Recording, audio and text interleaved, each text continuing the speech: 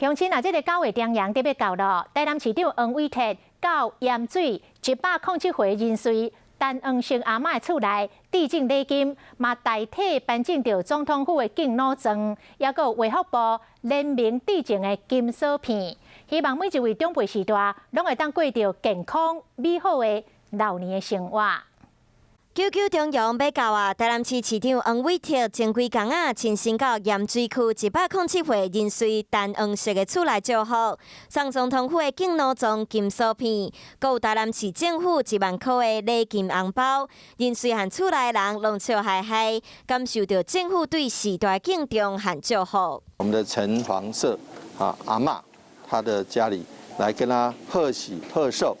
也祝贺她松柏长青。市长黄伟哲讲，市府重视老人福利政策，定定举办各种促进健康的活动，让时代欢喜生活。